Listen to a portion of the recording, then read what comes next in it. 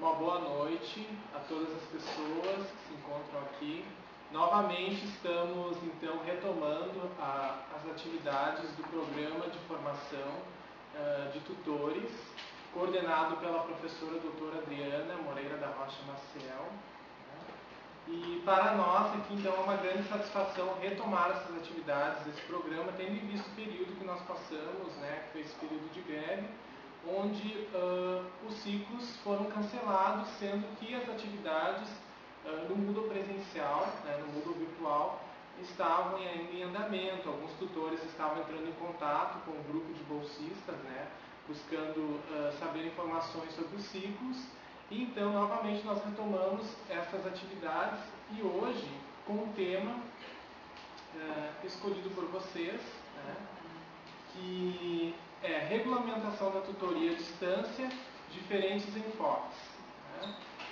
Esse tema, então, foi selecionado numa pesquisa que foi realizada em fevereiro pelo grupo de tutores, e hoje nós trazemos aqui duas pessoas que entendem do assunto, que eu vou apresentar, mas aí eles vão falar um pouco sobre a trajetória deles profissional, que é o Valmor Scott Jr., que é mestre em Educação pela Universidade Federal de Santa Maria, e a Vanessa Nogueira, que é doutoranda pela Universidade de Pelotas. Então, o pessoal pode se apresentar. Primeiras damas. Boa noite, então, a todos. Eu me chamo Vanessa, sou pedagoga, tenho especialização em gestão educacional, mestrado em educação aqui pela UFSM, e durante o mestrado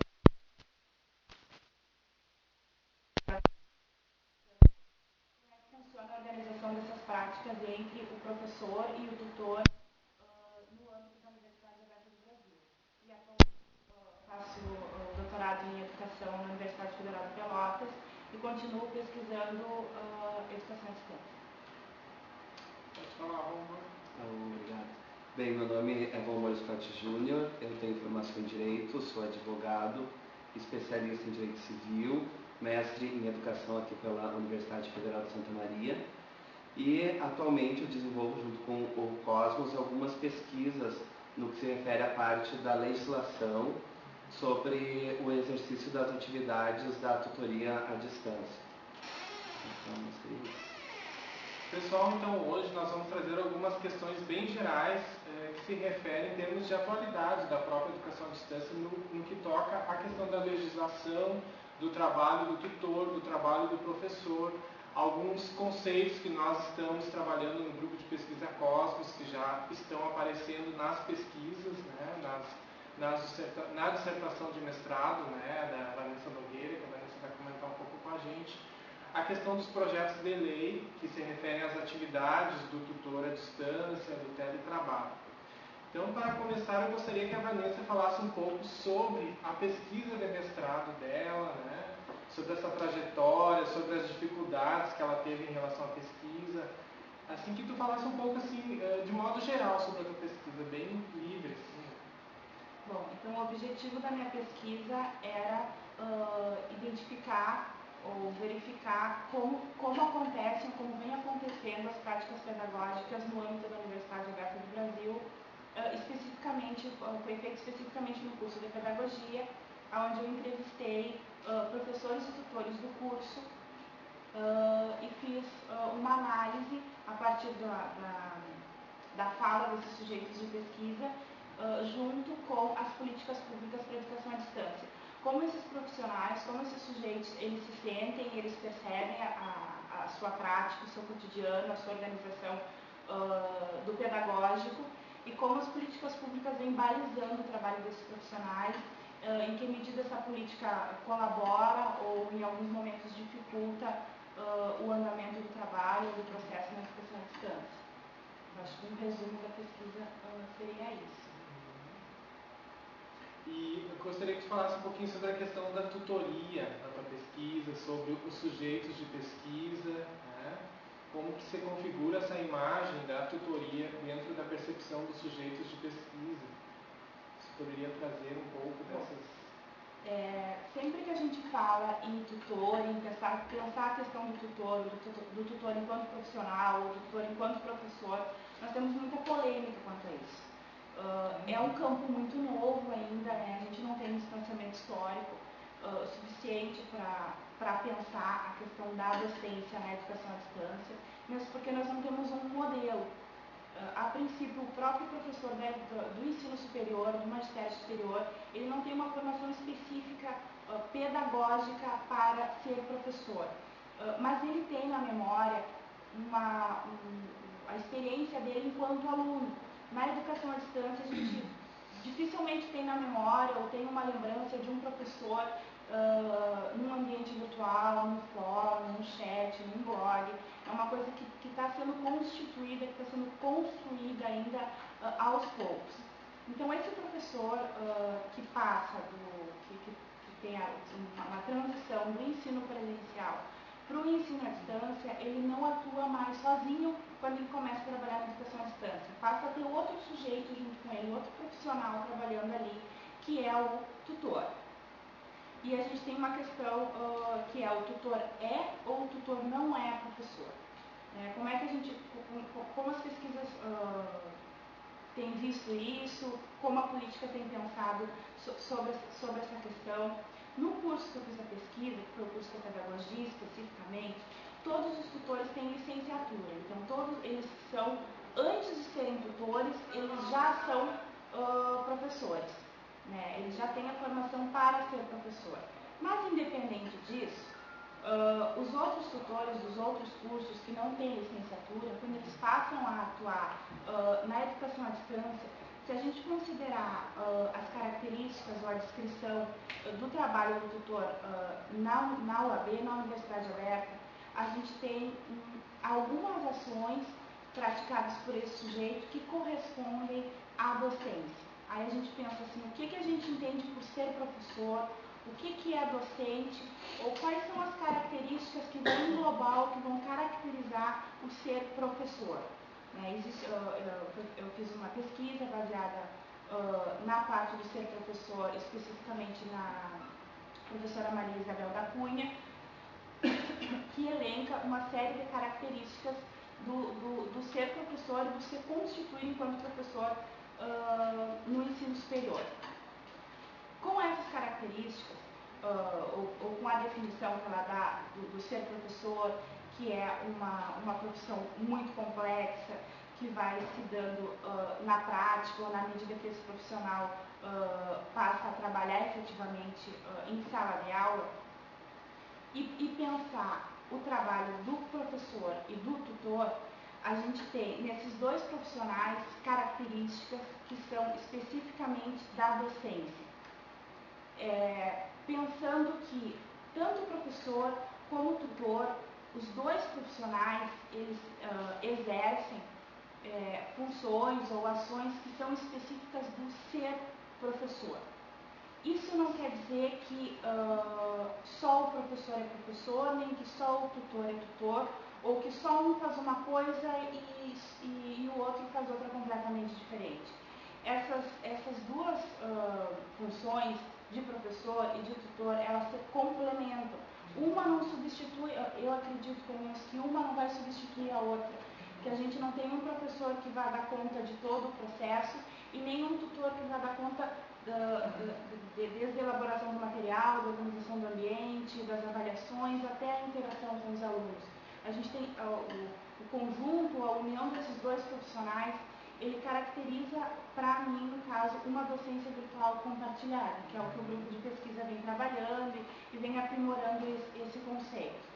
Em relação a isso, Vanessa, é interessante a gente retomar um outro construto que vem sendo trabalhado no grupo de pesquisa Cosmos, que é o conceito de polidocência, né? Que corrobora também com a sua ideia de docência virtual compartilhada, que foi elaborado, construído pelo professor Daniel Nil, da Universidade do UFSCar, onde ele diz que a polidocência é uma forma de organização da docência virtual, onde existe vários trabalhadores, né, atuando, cada trabalhador um especialista, o designer, o professor tutor, que é a terminologia que eles utilizam, né, o professor, então, conteudista, que fazem, então, essa que nós entendemos como docência virtual, né? E aí nós temos dois atores principais dessa docência, né, que vai bem ao encontro da perspectiva da docência virtual compartilhada, que é o professor e, para nós, aqui no contexto da UAB, o tutor. Né? Então, os textos, a literatura já tem sinalizado isso também há algum tempo, e para nós também é importante, né, considerar, porque é um movimento que vem acontecendo, né, e não existe, na verdade, um trabalho isolado. Pelo menos eu também, na experiência enquanto tutor, que sou há 4 anos, eu não consigo ver um isolamento do tutor, né, em relação ao trabalho da docência virtual. O que a gente tem é, mesmo tendo uma mesma legislação para todos os cursos da UAB, que vai balizar e vai organizar o trabalho, tanto burocrático quanto pedagógico, as diferenças que a gente vê são de gestão e de organização de cada curso, das características de cada curso, da organização pedagógica e dos encaminhamentos pedagógicos que cada universidade, que cada coordenação dá para os professores, para os tutores e para os seus alunos. E vai ter problemas, sim, vai ter problemas, assim como o ensino presencial também tem problemas. Assim como a gente tem cursos de pedagogia ou de matemática que são excelentes e outros que não são tão bons no presencial, a gente vai ter também na educação à distância. Então não é porque é à distância ou porque é presencial que vai ser melhor ou que vai ser pior. E sim, as pessoas que estão ali fazendo funcionar e como essas pessoas se organizam e fazem da sua prática no dia a dia que vai dizer se é bom, se é ruim, ou se os alunos vão aprender mais ou vão aprender menos. Acho que isso que tu colocaste é bem interessante, né? Porque tu falaste na questão de cada curso, como que se organizam, e aí são determinados também modelos pedagógicos dentro dos cursos, né? Onde pode ser que tenha mais a atuação do professor, mais a atuação do tutor. E mesmo no mesmo curso, com uma mesma proposta, a gente tem professores com seu grupo de tutores que se organiza muito diferente de outro professor do mesmo curso. Quanto à questão das reuniões, da intensidade de avaliações, das propostas de interação nos fóruns, dos chats, das avaliações presenciais. Uma questão que é interessante trazer para essa discussão, referindo-se ainda ao trabalho do tutor, é o que traz no livro Tutoria e Interação em Educação à Distância, do João Matar, que depois nós podemos passar para o pessoal, né, que é um livro de 2011, que ele fala na questão dos papéis do tutor, né, que ele fala que tem 4 papéis: papel administrativo e organizacional, né, a questão do papel social do tutor, papel pedagógico e intelectual e papel tecnológico. Ou seja, esse tutor que está atuando lá, ele, além de ele realizar essas atividades pedagógicas, né, ele tem muito mais atividades. Né? Então, muitas vezes, pelo menos na minha experiência, posso dizer que em relação ao trabalho compartilhado com o professor, o tutor exerceu mais esses papéis. Né? Então, isso que eu gostaria que vocês comentassem um pouco sobre essa questão, né, desses papéis do tutor, dessas atribuições, que, de certa forma, isso referindo-se à experiência, né? Nem sempre estão presentes no que está contemplado nos dispositivos legais, né? Daí eu vou ler alguns aqui para a gente se situar. As atribuições da Universidade Aberta do Brasil pelo MEC, de 2009, página 3-4. Né? Então vou ler algumas aqui. Mediar a comunicação de conteúdos entre professores cursistas, acompanhar as atividades discentes conforme o cronograma do curso, apoiar o professor da disciplina no desenvolvimento das atividades docentes, manter a regularidade do acesso ao ABO, dar retorno às solicitações do cursista no prazo máximo de 24 horas, estabelecer contato permanente com os alunos e mediar as atividades discentes, colaborar com a coordenação do curso na avaliação dos estudantes, aí já entra a questão do papel intelectual pedagógico mesmo do tutor, né? Participar das atividades de capacitação e atualização promovidas pelas instituições de ensino, elaborar relatórios mensais de acompanhamento dos alunos e encaminhar a coordenação de tutoria, aí tem a questão administrativa, organizacional. Participar do processo de avaliação da disciplina sob a orientação do professor responsável, e apoiar operacionalmente a coordenação do curso nas atividades presenciais dos polos, em especial na aplicação de avaliações. Pode. Então, essas atribuições que o Danilo colocou agora, elas fazem parte do anexo 1 da resolução 26 de 2009. No ano de 2009, a gente tem essas atribuições que fazem parte, é um anexo desse decreto, que é o que vai estar escrito naquele termo de tutor ou de professor que a gente assina quando começa a trabalhar no curso. Essas atribuições elas não surgiram do nada, elas são regulamentadas. Mas pensando um pouquinho nessa data de 2009, se a gente voltar à história, a OAB começa a funcionar legalmente a partir do ano de 2005. Especificamente em 2005 ela começa a acontecer. A Universidade Aberta do Brasil. A educação à distância, ela passa a funcionar legalmente a partir do artigo 80 da LDB de 96. Mas um pouquinho antes disso, a gente tem algumas iniciativas que não funcionaram, que não tiveram continuidade, começando em 1976, o primeiro projeto de lei que tentou a implementação de uma universidade aberta no Brasil ou como algo parecido. A partir de 76, nós tivemos 8 projetos de lei ou 8 tentativas de projeto de lei para a implementação de uma universidade aberta no Brasil.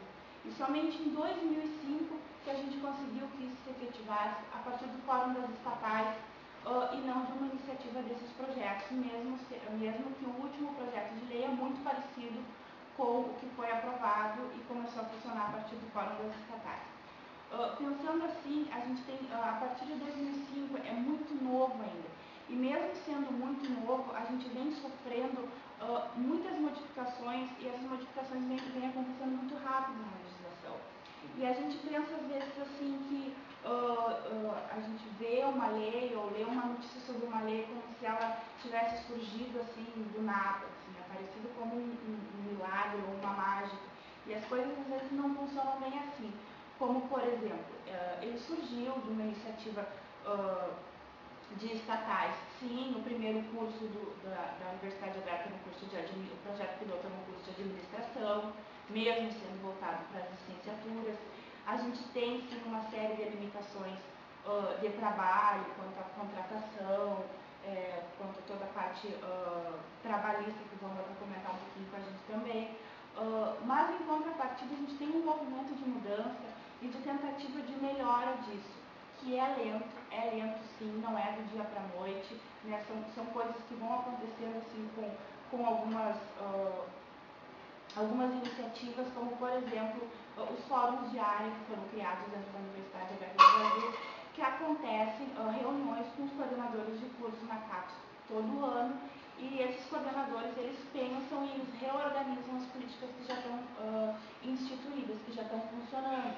Eles reivindicam, por exemplo, para os cursos de licenciatura, as organizações dos estágios, quantas pessoas vão cuidar dos alunos dos polos. Eles reivindicam também a questão do tutor, de uma melhoria na contratação ou na remuneração desse profissional, na possibilidade desse profissional vir a ser reconhecido como professor, ou a alteração mesmo desse nome para professor tutor, ou só para professor 3, como a gente tem professor 1, professor 2. Então, existe todo um movimento para que isso melhore. A gente não tem, sim, a gente não pode negar, ela não pode pensar só a parte pedagógica, só os processos de ensino-aprendizagem, só os ambientes virtuais, como uma coisa separada da estrutura política e administrativa de todo esse processo, porque na medida que a gente não tem condições mínimas de trabalho, os processos pedagógicos eles não estão funcionando como deveriam.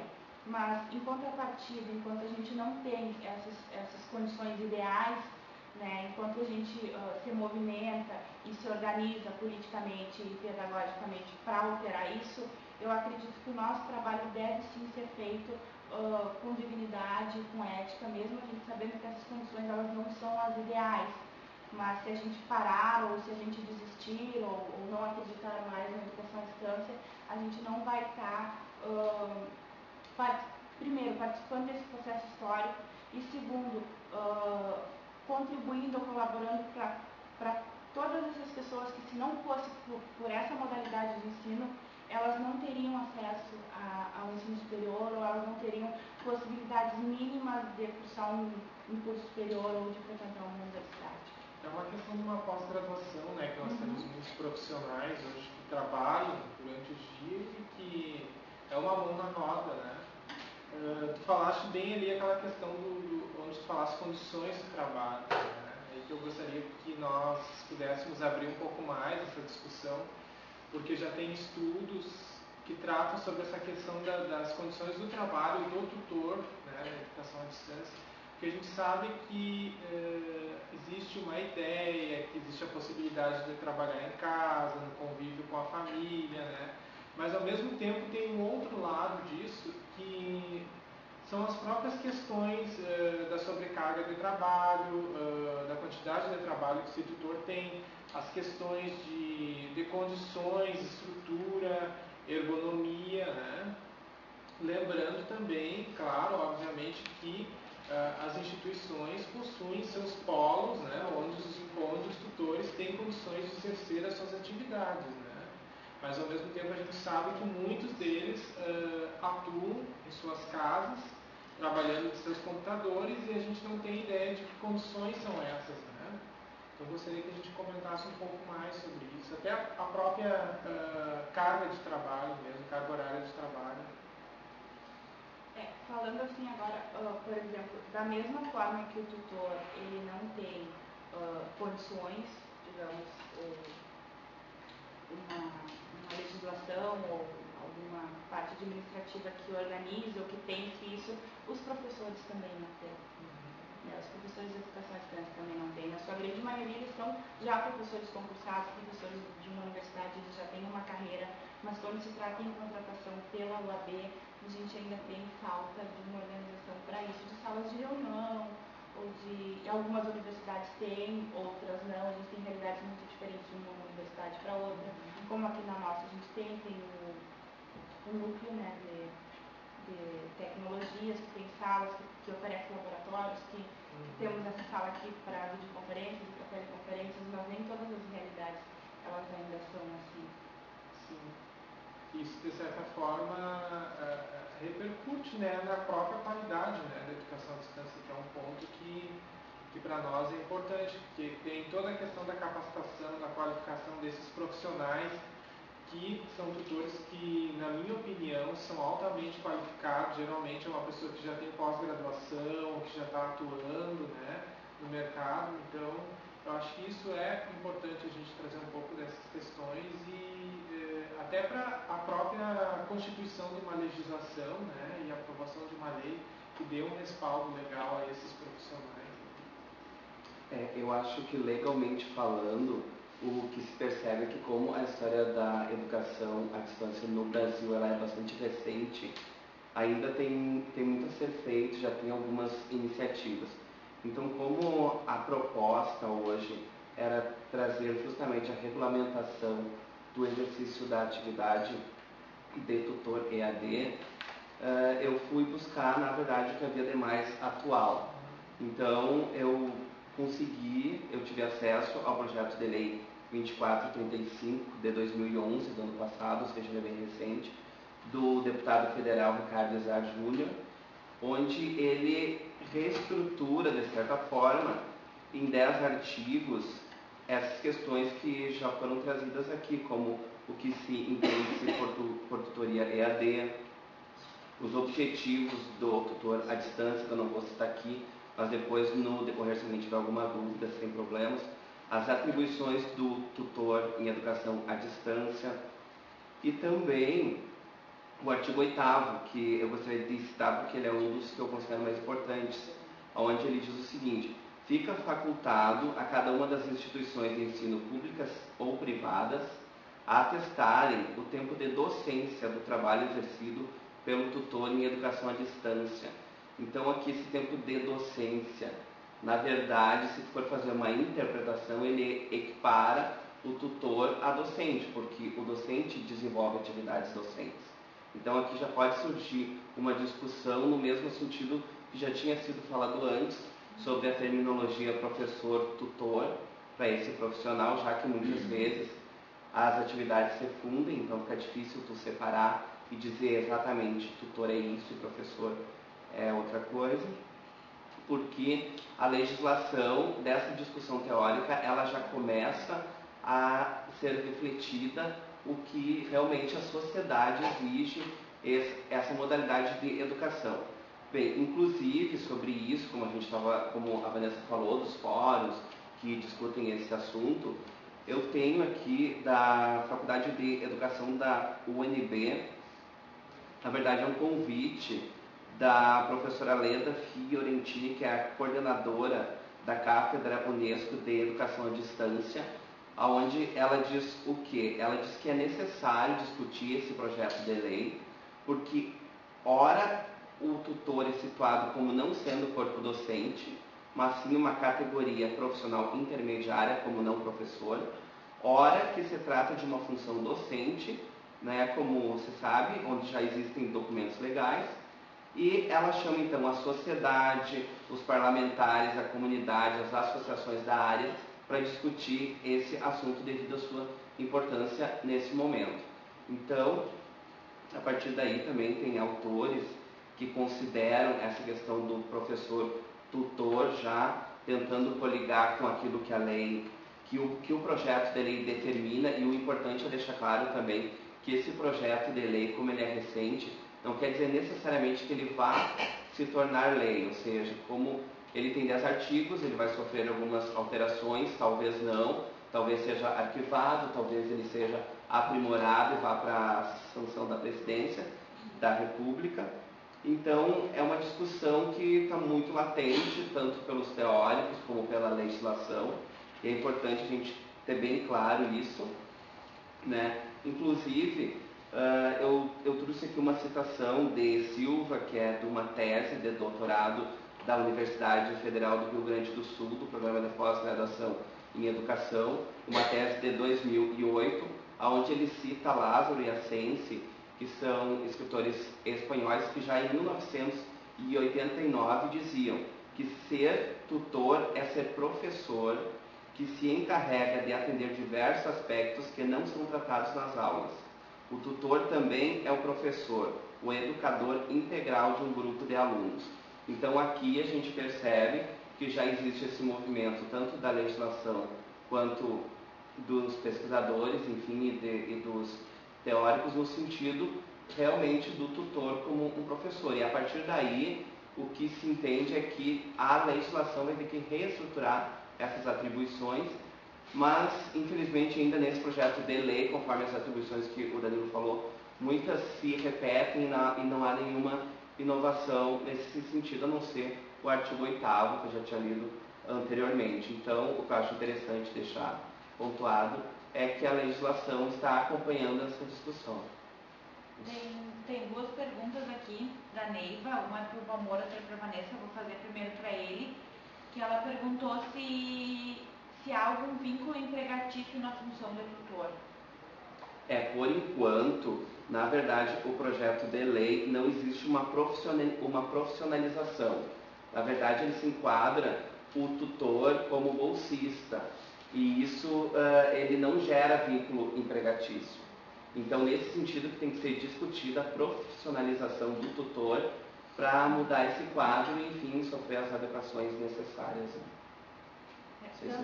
Tanto professor quanto tutor contratado hoje para a Universidade Aberta do Brasil, ele recebe uma bolsa de pesquisa que não caracteriza vínculo empregatício, e para tanto as contratações dos tutores, para ser tutor hoje, esse profissional precisa ter um vínculo com o serviço público, tanto numa escola ou na própria universidade, ele precisa ter um vínculo para que ele possa vir a receber essa bolsa de pesquisa sem caracterizar um vínculo empregatício. Um limite muito grande. Não, e nesse sentido, então, sobre as atribuições do tutor, as condições de trabalho, a Neiva quer saber também, quer que tu, Vanessa, fale um pouco sobre a tua experiência como tutora. no curso de pedagogia? Então, antes disso, falando um pouquinho dessa movimentação de um projeto de lei que a gente tem hoje, que é o início de uma tentativa de organização do trabalho do tutor, a gente tem um movimento também que acontece hoje, tanto na internet como nos eventos, vem acontecendo frequentemente nos eventos de educação à distância, que é uma proposta de que tutor é professor, e é por uma iniciativa do professor João Matar, que é um dos autores de um dos livros que o Danilo tem ali. Que é a tutoria, interação e educação à distância. Então, isso, o professor João Matar, ele tem um blog, se vocês procurarem no Google dele, facilmente vocês acham, e ele tem uma organização, tem uma pesquisa já organizada sistematicamente todas essas leis, ou todo esse movimento do tutor, desde o início, desde a primeira vez que a palavra tutor começou a aparecer na legislação, como ela vem sendo caracterizada, e hoje participa com outros profissionais da área de educação nos eventos de educação à distância, promovendo um movimento, uma pressão para que seja regulamentada o exercício da atividade de ser tutor. A Neiva é da E em relação a esse movimento, já tem mais de ano, né? A gente tem acompanhado pela internet nos eventos, né, que ele tem participado e trazido, tem até uma identidade visual, né, que traz essa questão. E realmente é pela experiência da gente, a gente não tem como desconsiderar, né, essa questão do papel do pedagógico, que é muito forte no trabalho do tutor. O tutor, ele não, como diz aqui nesse livro mesmo de João Matar, ele não é minimamente um animador no ambiente virtual, né? E essa busca ou essa luta por esse reconhecimento enquanto profissional docente ou enquanto professor, ela não me parece que em nenhum momento ela tenta substituir ou valer mais do que o professor pesquisador que está ali também nesse curso. E sim que esses dois profissionais continuem a trabalhar juntos, né, numa docência virtual compartilhada, que eles continuem a planejar e a se organizar os dois juntos, né, nesse processo, sem que a consideração ou a caracterização ou o reconhecimento do tutor enquanto professor possa substituir o professor, ou não, acho que acredito que a ideia não seja essa, tanto que alguns cursos da UAB a gente tem editais de seleção de tutor à distância que dizem professor-tutor, ou nos próprios cursos de graduação e de pós-graduação da UAB, em alguns deles a gente encontra o professor como professor-tutor já. É um movimento ou uma iniciativa das próprias coordenações de curso de considerar ou de reconhecer esse profissional como um docente, como uma pessoa que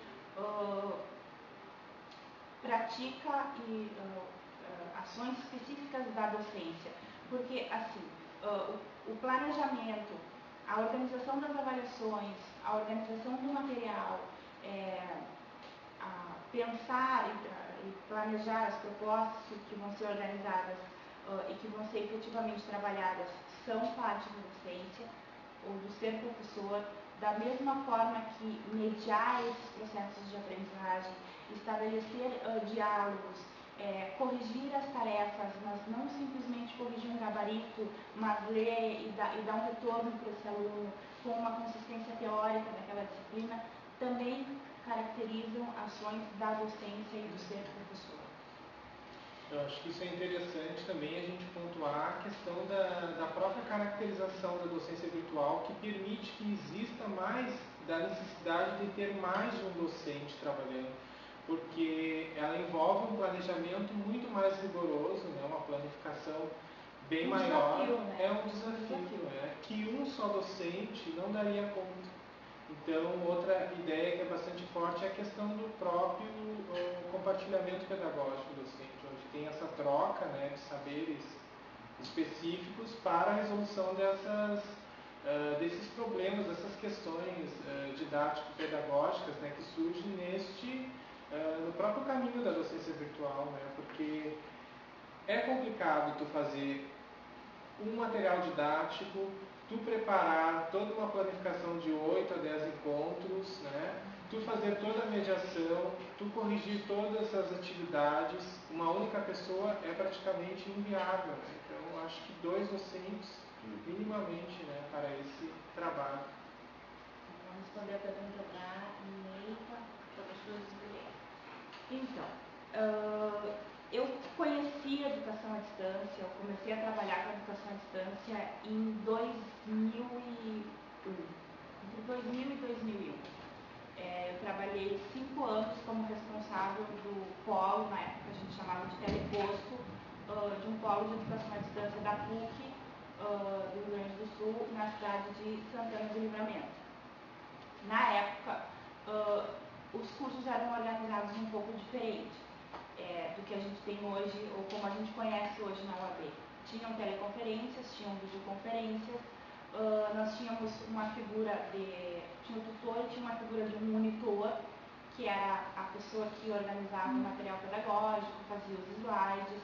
A gente recebia no polo CDs com as aulas gravadas, os alunos podiam retirar como se fosse uma biblioteca e devolver depois.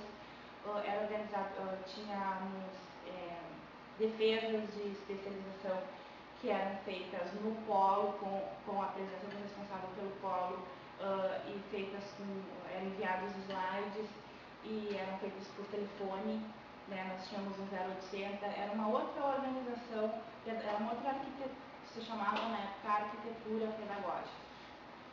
Depois eu voltei a trabalhar com educação à distância em 2008 até 2012, no curso de pedagogia, como tutora. Fui tutora do curso de pedagogia aqui 4 anos e sempre tive a sorte ou a felicidade de ter professores de fato comprometidos com o curso, que se reuniam, mas que se organizavam de formas diferentes. Por exemplo, alguns professores faziam reuniões semanais com os seus tutores. Nós nos reuníamos semanalmente, corrigíamos as tarefas ou as atividades juntas, planejávamos para a próxima semana ou para mais 2 ou 3 semanas. Depois trabalhei com outro professor que fazia reuniões presenciais, mas que a cada plantão se reunia também com todos os seus tutores, usando algum recurso de comunicação da própria internet com a gente, que interagia mais pelo computador. Não sei se vocês, enquanto tutores, querem comentar alguma experiência de vocês também. Eu posso comentar a minha experiência, que eu sou tutor há 4 anos do curso de especialização em gestão em arquivos e não foi aí que eu conheci a educação à distância, na verdade. Eu conheci a educação à distância no ano de 2005, trabalhando como um bolsista da coordenação de elaboração de material didático do curso de educação especial à distância, que onde eu pude conhecer todo esse processo, né, desde a elaboração do material até a iniciação das aulas no ambiente virtual. Naquela época não havia o Moodle ainda na instituição, era o eProInfo, né, e de todo esse processo da preocupação dos professores se engajando, né, tentando reconhecer, muitas vezes superar alguns preconceitos em relação à modalidade, né. E aí nós temos vários exemplos ali no Centro de Educação de pessoas que conseguiram, né, fazer esse trânsito presencial para o virtual e romper esses preconceitos, né. Até essas pessoas hoje, inclusive, elas fazem esses depoimentos nos eventos. E aí eu pude saber um pouco mais. Eu mesmo provavelmente tinha algum receio de como funcionaria, né, essa modalidade. Se as pessoas realmente estavam aprendendo por meio do ambiente ou se as pessoas estavam reproduzindo aqueles conhecimentos. Eu tinha um pouco de medo, assim, embora fosse muito instigante, né, de saber que dessa questão de tu aprender por meio de um computador, de uma outra pessoa estar do outro lado. Então, da minha experiência, eu comecei a trabalhar em 2008 e aí também eu acompanhei o início das atividades do curso, desde a elaboração dos materiais didáticos, dos livros, das disciplinas. Tive a oportunidade também de trabalhar junto com os professores e opinar sobre as questões, o que de certa forma me ajudou também no trabalho, né? Nas primeiras atividades enquanto tutor. E foi extremamente desafiante, né? Porque muitas vezes não sabia, dava um certo pânico até de como tu responder aquela questão específica, né, para o estudante em tão pouco tempo, como tu ia proceder, tu ia consultar o professor, tu tinha autonomia para fazer isso, então às vezes a gente ia aprendendo isso muito na prática, né? Então, mas foi com o tempo que a gente foi desenvolvendo, se apropriando desses conhecimentos também na própria atividade, né, de tutoria. E tem outra experiência também que a gente não pode esquecer nem negar, que é a nossa experiência enquanto aluno de um curso de educação à distância, né? De ocupar esse outro lugar, de pensar esses processos de ensino-aprendizagem de uma outra forma. O primeiro curso que eu tentei fazer em educação à distância foi em 2004, se não me falha a memória, uma especialização que eu não concluí, que era um outro mundo para mim. Eu não me sentia parte daquele espaço. Não existia um diálogo. Era uma tarefa, era uma coisa mecânica, uma coisa automática, não era natural. Eu não fazia parte daquele espaço ali. Aquele espaço virtual, aquela representação simbólica, ela não me produzia sentidos. Depois eu vinha fazer outros cursos de curta duração, curso de especialização. E como que era a interação neste curso? Assim, havia uma interação? Era algo mais... Havia. A gente usava, na época não era Moodle, era um ambiente pago, era o WebCT. E tinham fóruns, e tinham chats, e tinham fóruns que efetivamente funcionavam, que as pessoas participavam. O que para mim acontece, não só comigo, mas com outros alunos ou com outros professores? A gente não está acostumado, não tem a prática, não tem o hábito de transformar a nossa linguagem oral numa linguagem escrita. Falar escrevendo, digamos assim. Então, esse é um exercício que a gente vai fazendo, é uma prática que a gente vai adquirindo aos poucos. Não é, eu sentei na frente do computador e agora eu tenho teclado, tenho acesso à internet e eu vou, de fato, conversar com as pessoas. Conversar com as pessoas, tudo bem.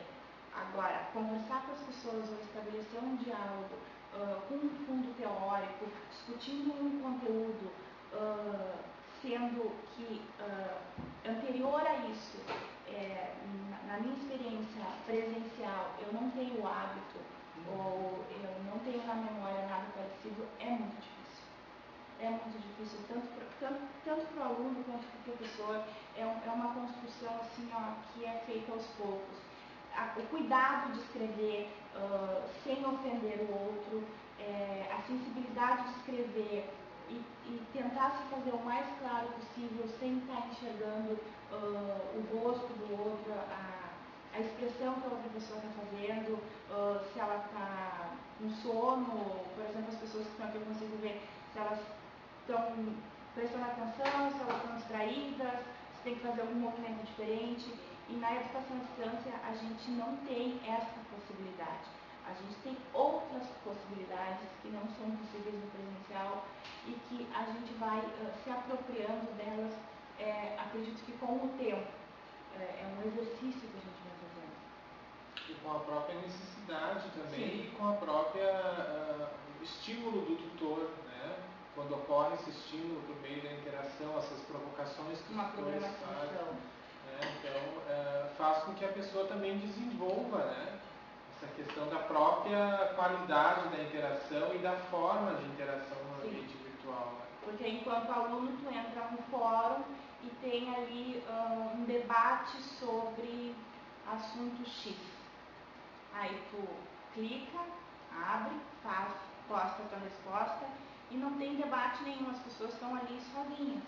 Não existe um diálogo, não existe uma interferência, não existe uma conversação.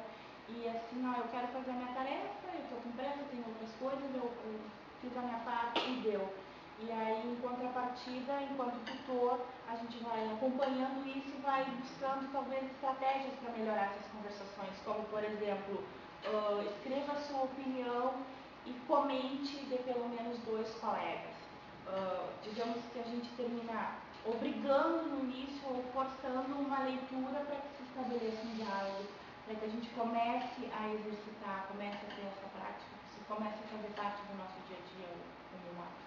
Quando na verdade deveria ser natural, né, na própria modalidade, porque na verdade a gente vê um pouco que é reprodução, né? As pessoas vão lá, participam, mas elas, nem todos os estudantes eles estão seguindo aquela orientação, né, de forma natural.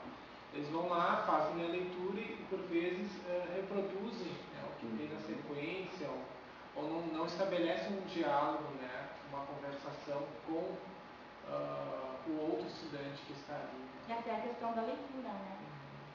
Também é muito significativa, né? Tem uma pergunta, do Osmar de Santa Maria, então ele tem uma questão.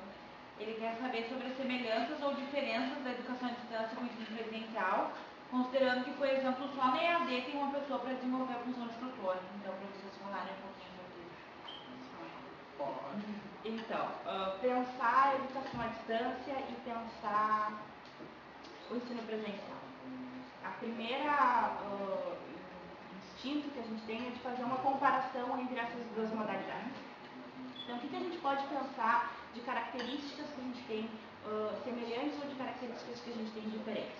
Por exemplo, no ensino presencial, para que o aluno tenha presença, basta que ele esteja, não em todas as aulas, mas na grande maioria, que ele esteja sentado, ocupando aquele lugar, ocupando aquele espaço. E sentado ali no lugar dele com a sua devida presença, enquanto o professor fala, ele pensa em N coisas. Filmes, músicas, amigos, festas, enfim, qualquer outra coisa que não a aula. A aula também, mas eu não tenho, enquanto professor ou enquanto docente, eu não tenho como saber se aquele aluno de fato, mesmo olhando ou assistindo ou tendo a impressão que ele está de fato interessado, que ele está produzindo ou fazendo associações ou tentando assimilar o conteúdo.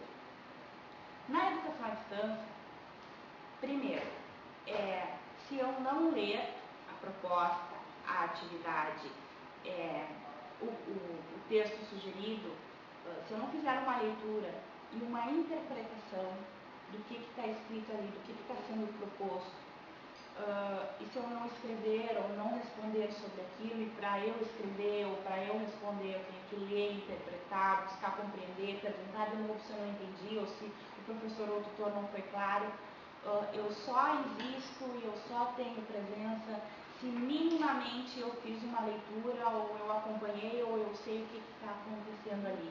Então, quando a gente escuta por muitas vezes ainda que a educação à distância é mais fácil, eu não acredito que ela seja mais fácil, nem mais